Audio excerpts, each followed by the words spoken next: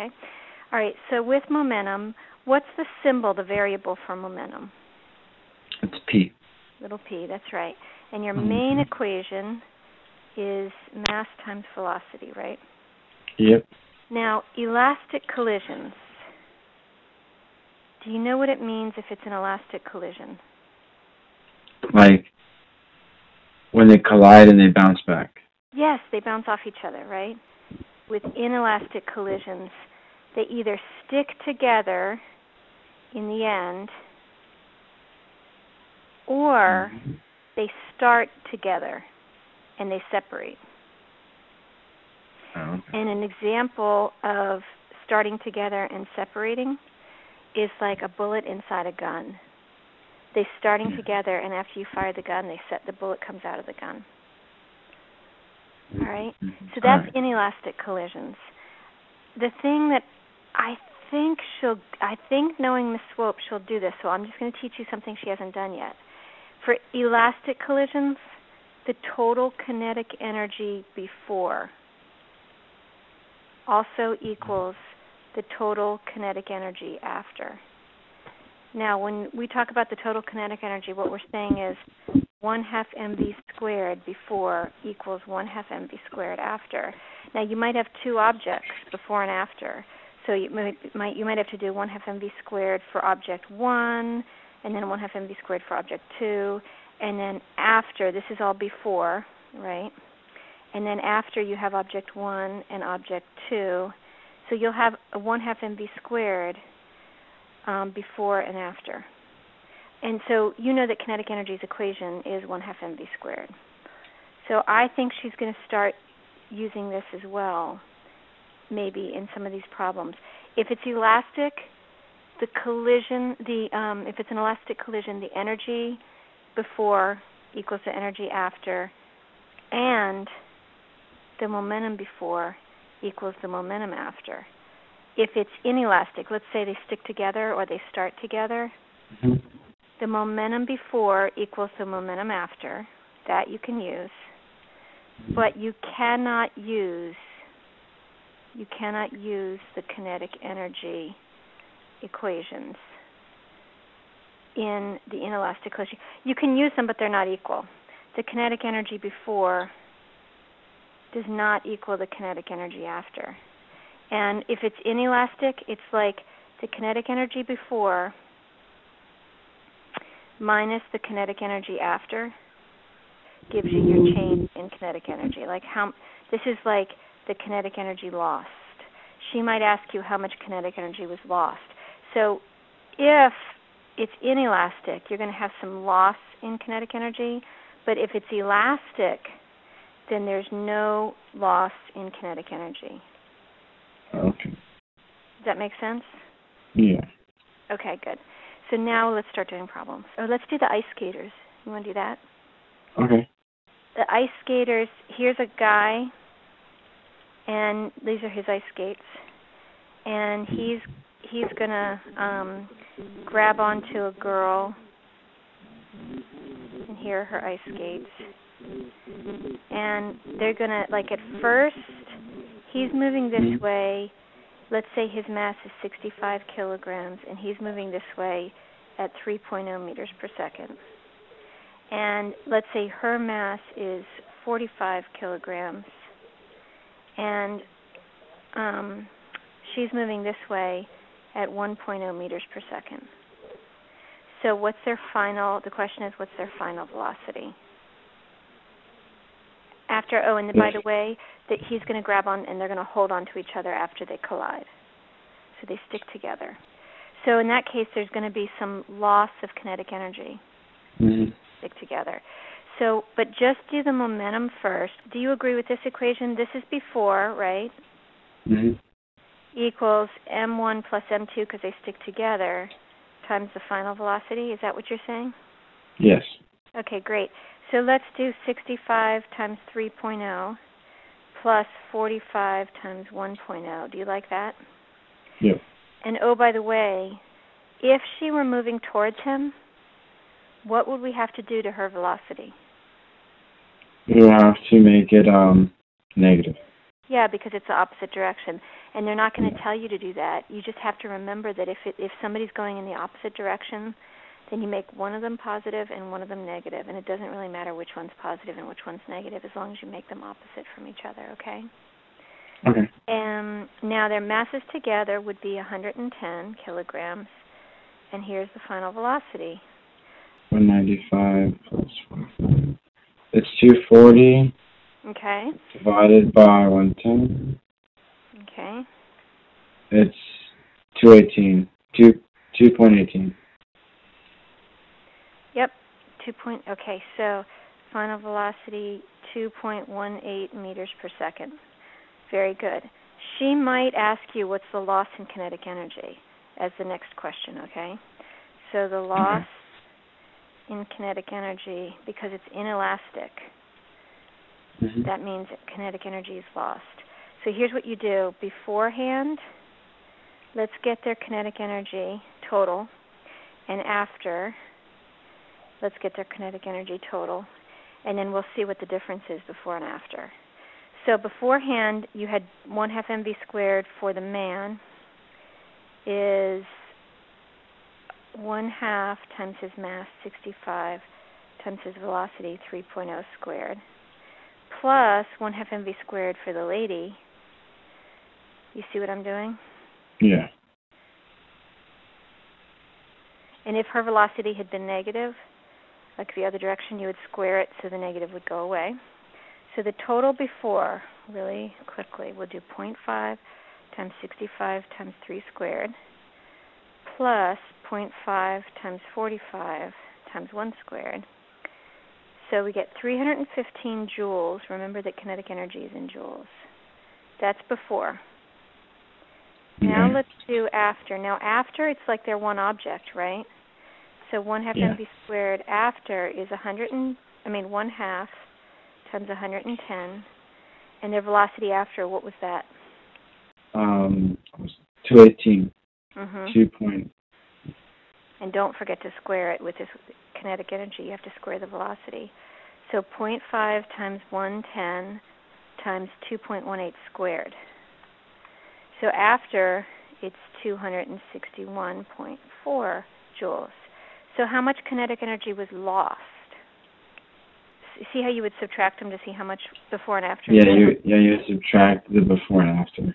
Yeah, exactly. So 89.6 is the answer. So kinetic energy lost is 89.6 joules. Or you could either say the word lost, or you could say the change in kinetic energy is negative 89.6 joules. The negative means it went down or it was lost. You either use the word lost or you use the negative, but not both. Okay. So if she says, what's the change, your answer would be negative 89.6 because it went down, meaning the kinetic energy was lost, it went down. But if she says how much kinetic energy was lost, you would answer just 89.6. Okay. Okay. So she's probably going to do that when it's inelastic, also with a gun, before and after, when you fire the gun. So you know how it kicks back, right? Before you fire the gun, would you agree that the gun and the bullet are at rest, basically at rest? Yeah. What's their kinetic energy before? 0. 0. So before and after is different, right? So inelastic, it's kind of like before and after. I think when they start together and then they separate, the change in kinetic energy is positive because it was 0 at first and then they both got kinetic energy. Yeah, because it can't go negative energy. Exactly. Right. Exactly. So if they start together and they separate, then it's going to be an increase in kinetic energy. So here's the gun and here's the bullet inside the gun. Okay? So beforehand, the momentum is 0, right? And afterwards, so let's say afterwards the gun goes this way and the bullet goes this way, right?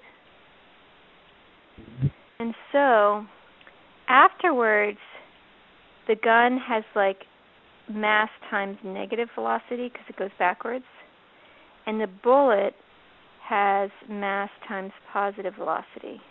right? Mm-hmm. And so before, you can still use the law of conservation of momentum. Before still equals after. She probably explained this to you already.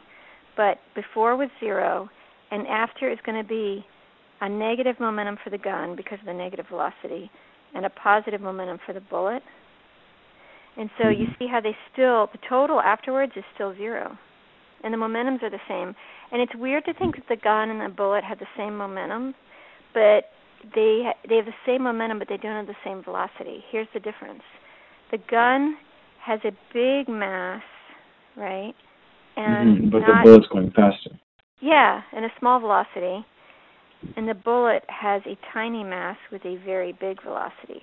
So they're equal. Yeah, that makes sense. Okay, great. So she might give you, and she did this last year, these pool balls, and they hit each other, and they go at different angles. Oh, we just started doing that. Really?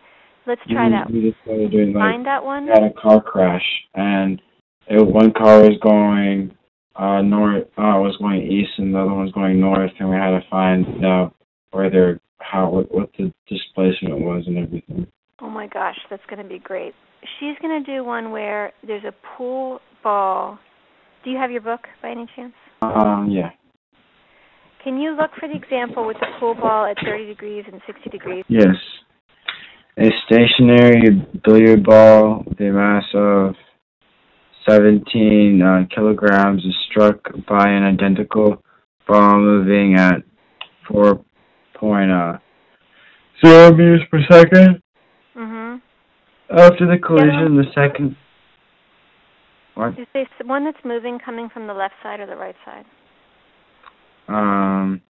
The second ball moves at a 60-degree angle to the left of its original direction, and the stationary ball moves 30 degrees to the right of the moving ball's original direction. What is the velocity of each ball after the collision? That's exactly the problem that I want to do. Okay. So can you read me the angles again? Sorry. Yeah, it's 30 and 60. Yeah, and like from the left, read the whole sentence if you would. The Okay. first ball, is one stationary to start with? The stationary ball is at a 30-degree angle to the right of the moving ball's original direction. So I think the stationary ball ends up over here after, and the moving ball ends up over here. This is after. And this is before, and this is before. The moving ball is going at 4 meters per second, yes. And the stationary ball is 17 kilograms. Okay, and 0.17 kilograms, and I think they say the moving ball is identical, so let's call him 0.17 kilograms. So, all right, let's start with what we can. At least we can start with beforehand. The momentum is 0.17 times 0 for the stationary ball, plus 0.17 times 4.0. True? Mm-hmm. Let's just do 0.17 times 4, 0.68. So beforehand, the momentum is 0.68 kilograms meters per second, and that's in a vertical, like a Y direction. All right. Okay, so far? Okay. So here's the key. After, the total still has to be 0.68 kilograms meters per second in the same direction, because the before has to equal the after. So never, when you're doing these problems, they're not going to remind you of this, but never forget that the total momentum before equals the total momentum after. So if you can figure out the before total, you automatically know the after total. Okay. And they're not going to remind you of that. That's what they're testing to see if you remember. Okay? All right. So we know this is definitely the total after. So then you ask yourself, that's weird. You say that's weird because they're not going vertically after. Right? Yes. They're at weird angles. So you say, how could the total after be vertical? Well, because they're both triangles. So this plus this the two vertical parts, these Yes. two together equal 0.68. And the two horizontals, this equals this, and they're exactly equal, and they cancel each other. The horizontal components are going to cancel, 0. are equal, and the total horizontal is going to be 0, even though each one does have a horizontal component. The total of the two is 0. Oh, okay. Does that make sense? So for one triangle, we've got this and this, and for another triangle, we've got this and this. And what we can do is we can say, I'm going to label like A, B, C, D, okay? Okay. We know A equals C. Would you agree? Yes. So A equals C, that we know. And we know that D plus B equals 0.68. Yes. And we know the angles. So I think we can, let me just see if there's anything else. And we're talking about momentum triangles now. So later, like we're talking about, these are momentum triangles. So later we're going to have to divide by the mass to get the velocity, because we're working with momentum triangles, not velocity triangles. Yeah. So we need we'll call this V of the stationary ball. We'll call this V of the moving ball. Okay. And we know this angle is 30, and this angle is 60. So I think the best way to do it is, I think we're going to have to combine equations, like substitute. We've got these equations here. And we know that sine of 30 equals A over VS. True? You see how we've got A, B, C, and D, and we've got information about A, B, C, and D? Yeah, we can use Pythagorean theorem to find out D and B. Yes. Or the hypotenuses. Yeah, the hypotenuse in the end. So let's use tangent, because we don't know anything about the hypotenuse yet, but we can do that at the end, like you said, using Pythagorean. So let's say tangent of 30 equals what over what? Opposite over adjacent. I think it's A over B. Yeah, opposite over adjacent is A over B. And the tangent of 60 is going to be what? So it's going to be C over D. C over D. Okay, so we know 4 equations. And when you have 4 equations and 4 variables, then you can substitute one equation into the other and solve for A, B, C, and D. So you see, so far do you agree with everything we've done? Yes. Okay. And don't forget that these two vertical components together are going to make up the 0.68, and these two horizontal guys are going to cancel each other out. So I'm going to go to a new page and take these 4 equations. We're going to use each equation once, okay?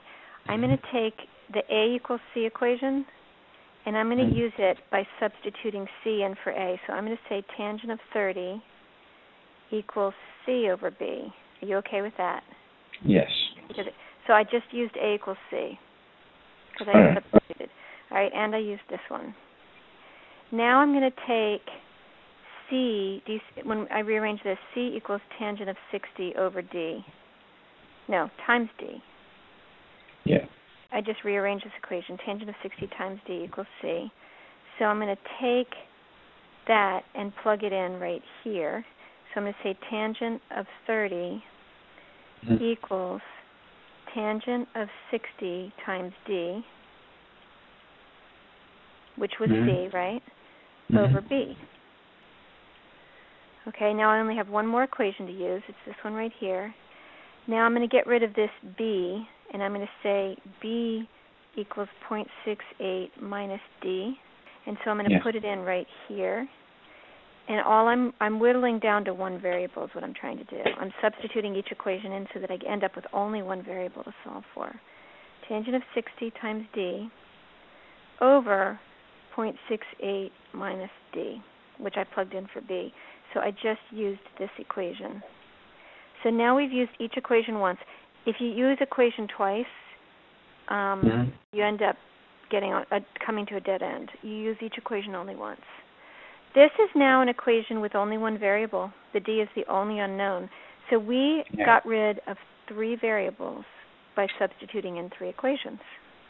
So 0.577 equals, and then I'm going to do tangent of 60, and I'm going to get 1.73 d over 0.68 minus d. Then I'm going to move this part right here. It's on the bottom on the right. I'm going to move it up to the top on the left, multiplying both sides by it. So 0.68 minus d, all of that times 0.577 equals 1.73 d. So now I'm going to distribute this, distribute this to both of these. So it's 0.39236 minus 0.577d equals 1.73d. So on the right side, 2.307d equals 0.39236. We're getting really close to solving for d. So 0.170 equals d. Okay, so this is 0.170, and this is momentum triangles. The 2 horizontals are A and C, and the 2 horizontals equal each other. So A equals C. But do you remember that the total of the 2 verticals, these 2 together, have to be 0.68? Do you remember that? No. So C equals 0.68, or I could say D plus C equals 0.68. And so we could say 0.68 minus 0.170 is going to be C. So 0.51. C equals 0.51. Okay, so cosine of 30 equals 0.51, which is the adjacent side right here, over the hypotenuse. So we're going to be able to solve for the hypotenuse. Whatever's on the bottom on one side can go to the top on this side, and whatever's on the top on the left side can go to the bottom on the right side. It's a shortcut for cross-multiplying. So the hypotenuse is 0.51 divided by the cosine of 30. All right. Okay, so 0.51 divided by cosine of 30. So 0.59. Now remember, these were momentum triangles. Because the 0.68, let me go back a page. Do you see the 0.68, which we found right, I'm about to circle it in red. We found it right here? Yeah. Okay, that's the point. The 0.68 was a momentum before and a momentum after. We made momentum triangles, so we can't think that we found a velocity yet. We didn't. If we solved for the hypotenuse, we solved for the momentum. And so it's kilogram meters per second because that's momentum. So we'll say momentum equals mass times velocity. So for this ball that goes to the right, the momentum is 0.59, and this is 0.17 for the mass. So we can find the velocity. So the velocity of the stationary ball that went off to the right is 3.47 meters per second. We solved one of the answers after all that work. Yeah. No. All right, now we're going to go back to the other ball. The other ball, we got this triangle, and we have 0.170, and we have 60 degrees. So we need the momentum on this side, which is the hypotenuse for the moving ball. And that is going to be 0.17 over cosine of 60. Yes. 0.34. So H equals 0.34 kilogram meters per second. It feels like we're done because we got an answer for H. Why are we not done yet? Because you need to find the velocity. Yeah, this one's momentum. So we're going to say momentum of this ball equals mass times velocity. So we know the momentum, we know the mass. So we divide, I think it's going to be 2.0 meters per second. 6 degrees. 60 degrees, yeah, to the left of the original path. Yeah. But isn't that a long problem? That is a long problem. She might show you a different way to do it. So watch the way she does it and the way I do it. And if it's different, you get to choose which teacher's way you like better. All right. Okay. Okay.